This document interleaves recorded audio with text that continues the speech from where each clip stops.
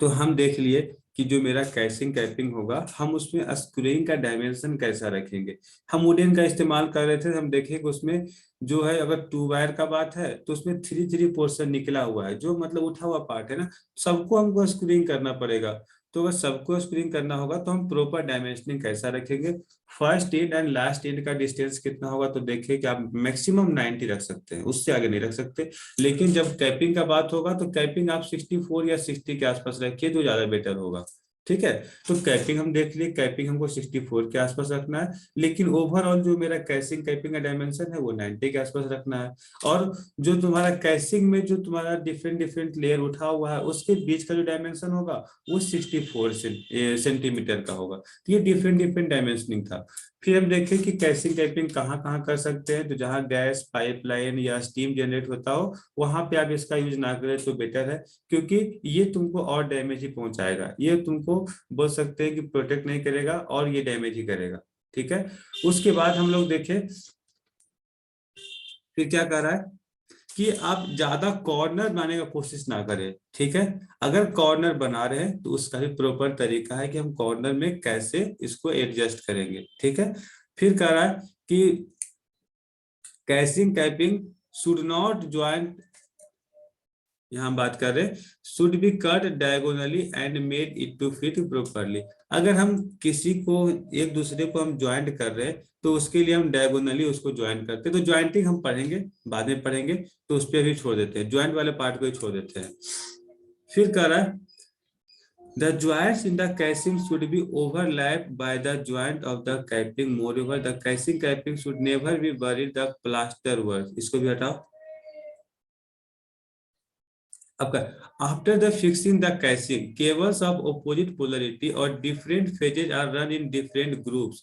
Groups किसको बोलते हैं, ये तुम्हारा ग्रुप्स है, ये जो तुम्हारा दिख रहा है ना, ये अलग अलग तुम्हारा ग्रुप्स बन गया।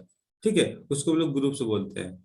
तो हम 2 फेज के लिए 2 अलग अलग ग्रुप्स का इस्तेमाल करेंगे, वो पॉजिटिव हो या नेगेटिव हो या फिर वो 2 फेज हो। ये उडेन का बात हो रहा है, लेकिन हम पीवीसी में कोई ग्रुप्स का इस्तेमाल नहीं करते हैं, रेंडमली उसको यूज कर लेते हैं, क्योंकि मेरे पास अभी बहुत सारा टाइप का प्रोटेक्शन आ चुका है, तो हम उसमें उतना इस्तेमाल नहीं करते हैं।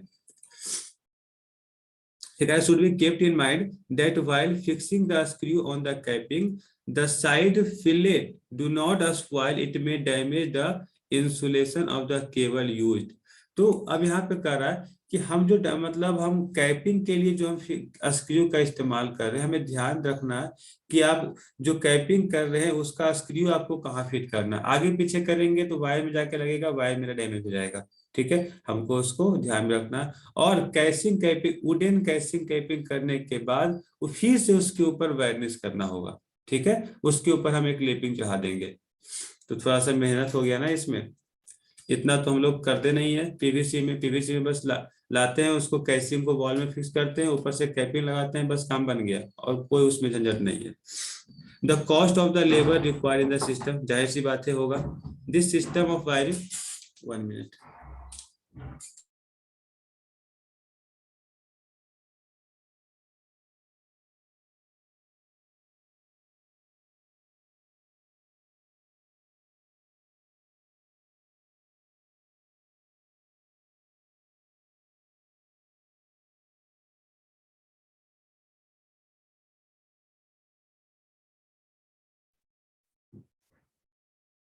हाँ, तो कह रहा है should be no joint in the group for this purpose a separate joint and cut this used. तो अब कह रहा है should be kept in mind that while fixing the screw on the capping the side fillet do not, ये तो हो ही गया ना, ये सब तो पढ़ ही लिए। इसका जो तुम्हारा लाइफ होता है उसमें क्या था, 5 ईयर के आसपास, लेकिन वुडन का जो लाइफ होता है वो 20 ईयर के आसपास। पीवीसी का तो हमेशा के लिए लाइफ रहता है, तो इसको तो टेंशन नहीं लेना है। In present time this system of wiring has now been supersede by CTS wiring system. इसको सीटीएस बोलो या फिर पीवीसी बोलो, हम यहीं पे पीवीसी भी कर देते हैं, पीवीसी कैसिंग एंड कैपिंग।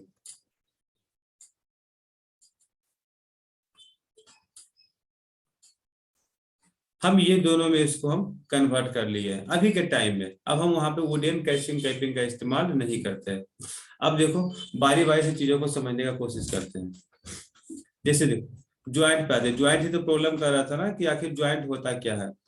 अब यहां से समझो कि कैसिंग एंड कैपिंग का ज्वाइंटिंग किसको कैसे करते हैं, इसलिए देखो कैसिंग एंड कैपिंग लिखे है। ये ओवरऑल ज्वाइंटिंग प्रोसेस है। वो तुम्हारा वुडन हो, पीवीसी हो, सीटीएस हो, मैटर नहीं करता है, ये तीनों में तुम्हारा सेम प्रोसेस होगा। ठीक है। तो ज्वाइंटिंग कितने प्रकार का हो सकता है, तो देखो यहाँ पे ज्वाइंटिंग जो यहाँ पे हो सकता है ना, वो ऐसा हो सकता है कि पहला तुम्हारा जो पार्ट होता है, जो तुम्हारे पास कैसिंग कैपिंग का जो बोल सकते हैं कि एक पार्ट है, वो कितना लंबा हो सकता है, उसका लेंथ कितना हो सकता है, ज्यादा से ज्यादा 3 मीटर, या अगर इंडस्ट्री में काम कर रहे हैं तो मे बी 6 मीटर। ठीक है। तो हमें तो उससे ज्यादा चाहिए ना, तो दोनों को कनेक्ट करने के लिए कुछ तो होना चाहिए, प्रोसेस कुछ तो फॉलो करना होगा, या ऐसे ही जोड़ देंगे। ठीक है। तो सबसे पहला आता है स्ट्रेट ज्वाइंट, कि जब कभी स्ट्रेट कनेक्शन स्ट्रेट ज्वाइंटिंग करना होगा तो हम कैसे कैसिंग कैपिंग को ज्वाइन करेंगे, किस किस चीजों का हम ध्यान रखेंगे। फिर दूसरा आता है टी ज्वाइंट, कि अगर हम किसी भी कैसिंग कैपिंग से मान ले जाए कि कोई किसी टाइपिंग करना है, मतलब किसी अदर प्लेस पे हम उसको भेजना चाहते हैं लाइन को, तब वहां पे हम कैसा ज्वाइन करेंगे, उसको हम लोग टी ज्वाइंट बोलेंगे। मतलब कोई लाइन ऐसे पास कर रहा है और हमें यहाँ से एक और लाइन निकालना है, ये टी लाइन ही तो हुआ। फिर है कि कोई लाइन पास हो रहा है, अब वो एक 90 डिग्री पे वो मुड़ गया। ठीक है। इसको हम लोग क्या बोले, तो राइट एंगल ज्वाइंट बोले। फिर एक होता है कि थोड़ा बहुत मतलब कभी कभी कर्व का जरूरत पड़ जाता है कि यहाँ से मैं यहाँ पे जाना हो, तो वो मेरा क्या हो जाएगा, कॉर्नर ज्वाइंट हो जाएगा। तो ये सब ज्वाइंटिंग हम कैसे करेंगे और किस किस चीजों को ध्यान में रखेंगे, अब उस पे आते हैं। देखो सबसे पहला है स्टेट ज्वाइंट। स्टेट ज्वाइंट क्या होता है, this type of joint is required when two piece of casing are to be joint. तो स्टेट ज्वाइंट देखो यहाँ पे होगा, ये देखो स्टेट ज्वाइंट का फिगर, ये वुडन के लिए है। ठीक है। मतलब हम क्या किए, दो ज्वाइंट को हमें आपस में करना है, तो वुडन के केस में क्या करते हैं, देखो हम अपने से पहले बोलते हैं, पहला जो पार्ट होगा, पहला कैसिंग कैपिंग का जो पार्ट है, तुम उसके नीचे ऊपर वाले पोर्शन को हटा दो, दूसरा कैसिंग कैसिंग का जो पार्ट है उसके नीचे वाले पोर्शन को हटा दो और फिर दोनों को कनेक्ट करो। ठीक है। अब इसके भाषा में अगर हम पढ़े, ये क्या बोलता है, ये कह रहा है joint are necessary since casing and capping available in length 3 metre 6 metre, ये तो वही चीज लिखा। For such a joint the wall one of the casing is removed for a length of about 2.5 centimetre. उसके वॉल को हम remove किए। ठीक है। उसके बाद मतलब ऊपर वाले पार्ट को हम रिमूव किए, कितना, 2.5 सेंटीमीटर। उसके बाद so that only thickness of the wood under the grooves is left। ठीक है। यानी कि इसका बात किया, ये जो तुम्हारा था जो वॉल्स था, ये तुम्हारा वॉल है, इसको हम रिमूव कर दिए तो मेरे पास क्या बचा, ये प्लेन शेप बचा मेरे पास। ठीक है। ये पहला पार्ट का था। अब दूसरा पार्ट को हम क्या करेंगे, तो फिर कह रहा है other piece of casing the wooden piece under groove in remove. जो ग्रूव्स के नीचे का पार्ट है आप उसे रिमूव कीजिए, कितना, तो 2.5 सेंटीमीटर। और फिर दोनों को हम क्या करेंगे, प्रॉपरली हम उसको ज्वाइंट कर देंगे। ठीक है। और ज्वाइंट करने के बाद हम उसको स्क्रू की सहायता से उसे हम फिक्स कर लेंगे। ठीक है। फिर करा इतना कर लिए, यानी कि हम ये फिगर को हम फुल्ली तरह से हम प्रॉपरली एडजस्ट कर लिए। ये मेरा ये जो ग्रुप्स था ना, नीचे ग्रुप्स के नीचे वाला पार्ट इसका हो गया, ये दोनों को कनेक्ट किया, फिर एक स्क्रू से इसको फिक्स कर लिए। अब स्क्रू से फिक्स करने के बाद अब बात आता है इसके ऊपर से कैपिंग करने का। कैपिंग कैसे करेंगे, तो कैपिंग करने के लिए हमेशा ध्यान दो कि जब कभी कैपिंग करते हैं ना स्ट्रेट लाइन में, तो उसको हॉरिजॉन्टली कट नहीं करते हैं, उसे हमेशा डायगोनली कनेक्ट करते हैं। इस चीज का हमेशा ध्यान रखना। देखो हम क्या किए, ये तुम्हारे पास एक कैपिंग का साइज है, दो दो अलग अलग है। ठीक है। ये तुम्हारा एक अलग शेप हो गया और ये तुम्हारा अलग शेप हो गया। हमें ये दोनों को कनेक्ट करना है, तो हम क्या करेंगे, हम इसके पोर्शन को कट करेंगे, इसके डायगोनली इसको कट करो। मतलब एक पार्ट इसको तुम बना लो, यहाँ से 2.5, यहाँ से 2.5, तो इसको हम यहाँ से कट किए। देखो करना कैसे है कर जो बताते हैं। मान लेते हैं ये रेक्टेंगल शेप है, हम यहां से लेंगे डायमेंशन, दोनों को सटा करके, हम नहीं सटाए हैं, इसको हम एक साथ कर लेते हैं तो और समझ में आएगा। हम क्या किए, दोनों को एक साथ रख लिए, ठीक है। अब हम एक रेक्टेंगल, इसको एक स्क्वायर शेप दे दिए अपने, मतलब स्केलिंग की हेल्प से एक स्क्वायर शेप लिए। स्क्वायर शेप लेने के बाद उसके डायगोनली हम एक लाइन खींच दिए, ठीक है, एक लाइन कट किए। उसके बाद हम वहां से उसको कट कर लेंगे, कट करने के बाद उसको हम ज्वाइंट कर लेंगे, ठीक है, वहां से तुमको प्रॉपर ज्वाइंट हो जाएगा। तो बस इसी चीज का हमें ध्यान रखना है। तो हमें ज्वाइंट कैसे करना है, तो डायगोनली ज्वाइंट करना है। ऊपर वाला पार्ट देखो, इस पहला में नीचे वाला पार्ट को रिमूव किए, दूसरा ऊपर वाले पार्ट को रिमूव किया और दोनों को कनेक्ट कर दिए, तो कुछ इस प्रकार का डायमेंशन बन गया। तो यही बोल रहा है ये कि आपको जब कैपिंग को ज्वाइन करना हो तो आप उससे ओवरलैप नहीं कर सकते, आप उसे क्या करेंगे, 45 डिग्री पे उसको ज्वाइन करेंगे, मतलब उसे आप क्या डायगोनली कट करके आपस में ज्वाइन करेंगे, ठीक है। ये तुम्हारा हो गया स्ट्रेट लाइन का ज्वाइंटिंग। दूसरा होता है टी ज्वाइंट। टी ज्वाइंट कैसे करते हैं, अगर हम टी ज्वाइंट का अगर हम बात करें तो टी ज्वाइंट तुम्हारा कुछ इधर है, कहाँ गया, यहाँ देखो, ये तुम्हारा टी ज्वाइंट है। अगर हम वुडेन का बात करेंगे ना, तो टी ज्वाइंट में किस किस चीजों को ध्यान रखना होगा, अब उस पे आते हैं। तो जाहिर सी बात है, अगर टी ज्वाइंट का बात करेंगे, मेरे पास इसमें वॉल्स आता है। अगर वुडेन का बात करें तो वॉल्स आता है, तो वॉल्स आता है, तो अगर हम उसके कैसिंग को अगर हम ज्वाइंट कर रहे हैं तो उसके लिए हम क्या करेंगे, तो इसके वॉल्स को हम रिमूव करेंगे, जिसमें नीचे वाले पोर्शन को हम ज्यादा रिमूव करेंगे, जितना कैसिंग का डायमेंशन होगा उतना रिमूव करेंगे। और उसके जो मिडिल वाला वाल है, मिडिल वाला जो वाल है, उसके बीच वाले इतना डायमेंशन को हम रिमूव करेंगे, ठीक है, ताकि वो प्रॉपरली उसमें एडजस्ट हो सके। इतना हो जाएगा तो, और हम इसमें क्या करेंगे, जो तुम्हारा अदर पोर्शन है उसमें हम ग्रूव्स के नीचे वाले पार्ट को रिमूव करेंगे और फिर इसमें हम फिक्स कर देंगे। फिक्स करने के बाद इसको स्क्रू की हेल्प से उसे हम टाइट कर देंगे, ठीक है। और फिर इसके ऊपर आएगा कैपिंग का बात। तो कैपिंग के लिए क्या करेंगे, तो फिर से वही चीज, कैपिंग के लिए दो कैप को कनेक्ट करने के लिए, देखो यहाँ पे क्या किया, तुम जो पहला कैप है, जो पहला जो कैसिंग कैपिंग है, इसका इसका जो कैप होगा, इसका जो कैप होगा, उसको हम एक स्क्वायर शेप देंगे। स्क्वायर शेप को 4 भाग में बांटेंगे और उसके एक क्वार्टर पार्ट को कट कर लेंगे, ठीक है, क्वार्टर पार्ट को कट कर लेंगे, मतलब जो नीचे वाला पार्ट होता है ना, जहां पे हमको ज्वाइंट करना है, उसके क्वार्टर पार्ट को कट करेंगे। और फिर जो दूसरा कैपिंग होगा जो यहाँ पे लगाएंगे, उसके उसे एक क्वार्टर पार्ट का शेप दे देंगे और दोनों को आपस में कनेक्ट करेंगे। तो देख लो, एक प्रॉपर वे है कनेक्ट करने का। अपने मन से रैंडमली किसी तरह से कनेक्ट नहीं कर सकते, प्रॉपर वे को फॉलो करना है, ताकि किसी प्रकार का इसमें काउज ना निकले, ठीक है। ऐसा ना हो कि पता चले कि इसका मैकेनिकल स्ट्रेंथ कमजोर हो गया, या फिर अगर लकड़ी का है तो पता चले कि उसमें बीच में गैपिंग आ गया, तो पता चला 2-3 दिन के बाद उसको चींटी अंदर से खा करके बर्बाद कर दिया। बहुत सारा डैमेज हो सकता है ना, हमको उसको तो बचाना होगा। उसके बाद फिर हो सकता है अगर हम पीवीसी का यूज कर रहे हैं तो उसमें कोई भी कीड़ा, मतलब बोल सकते हैं कीड़ा वगैरह अगर घुस गया तो वो पूरा वायर को डैमेज कर देगा। तो उसे तो प्रोटेक्ट करना है ना, वायर को फुल्ली प्रोटेक्ट करना है, तो इसलिए हम प्रॉपर ज्वाइंटिंग का हम यूज करेंगे। तो जितना हम बोले वही चीज तुमको यहाँ पर लिखा हुआ है, ठीक है, टी ज्वाइंट में वही चीज लिखा हुआ है।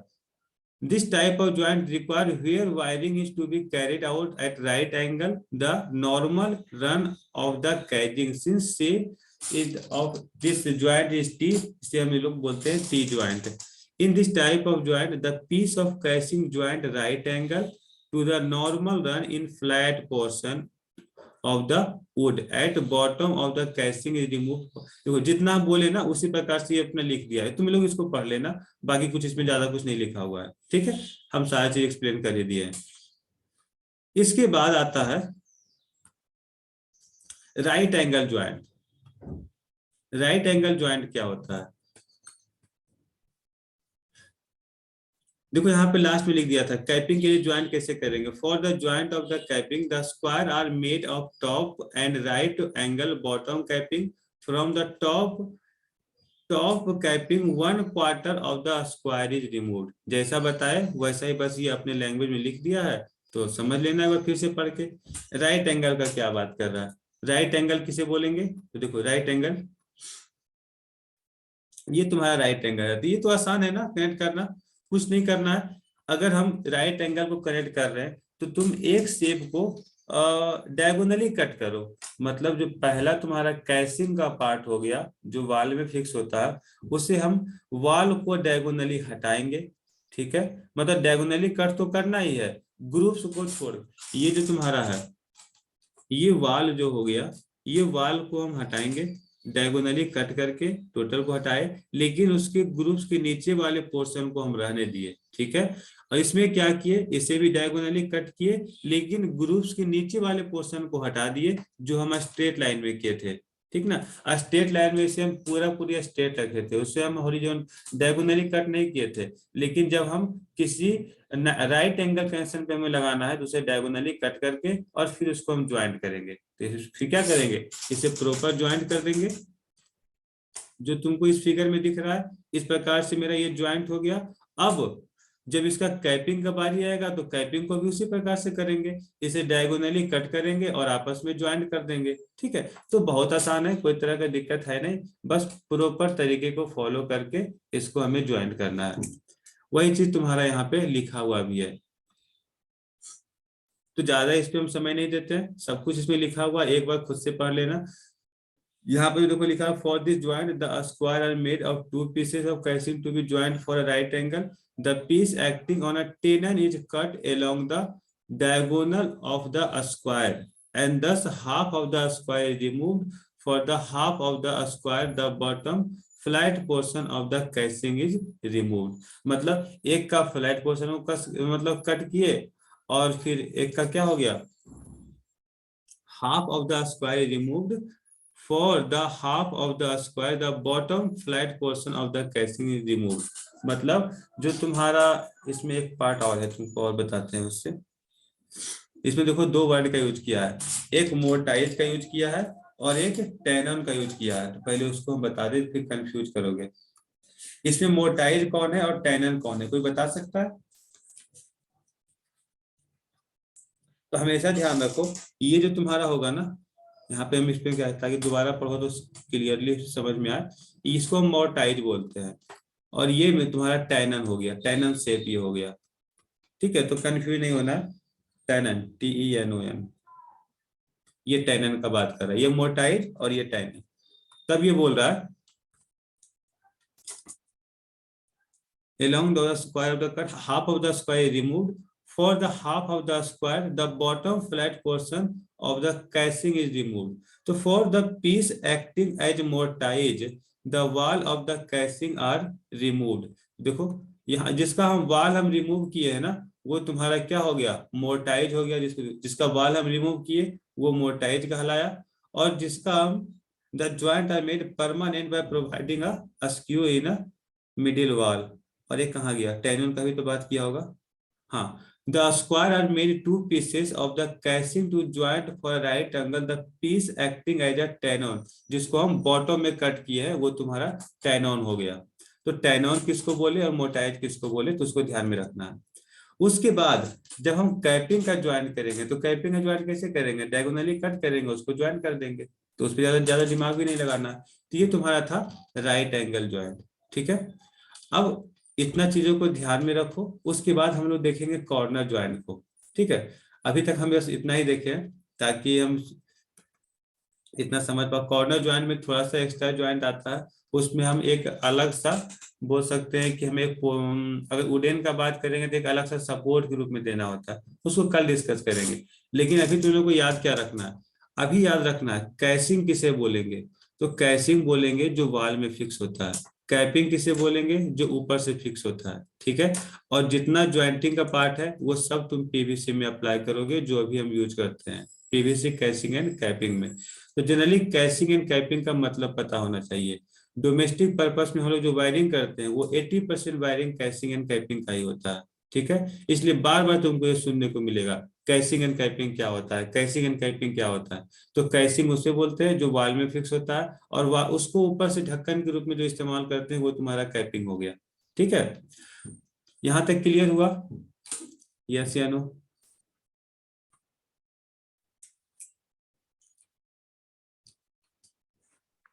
Yes sir. बोलो शुभम। Yes sir. ठीक है, तो इसको एक बार तुम लोग पढ़ लेना अच्छे से, और इसको हो सकता है तो अपने तुम नोट्स में तुम लिख सकते हो, क्योंकि है तो तुम्हारे सिलेबस में ही टोटल, क्योंकि ये तुम्हारा मॉड्यूल नंबर 2 का पार्ट है। ठीक है, मॉड्यूल नंबर 1 में हम अभी उसके इंस्ट्रूमेंट को भी हम छोड़े हैं।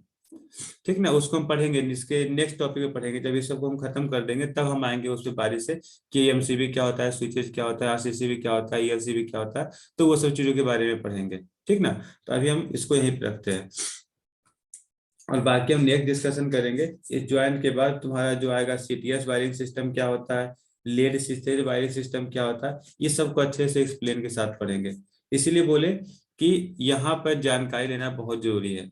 कहीं भी किसी को कुछ भी मन में आए या कुछ बताना चाहते हो तो इसको एकदम शेयर कर लो। जो हो सकता है हम नहीं जानते हो, हम बार बार बोल रहे हैं। ठीक है, चलो फिर रिमूव करते हैं, आज के लिए इतना ही रखते हैं, बाकी फिर देखते हैं नेक्स्ट क्लास में।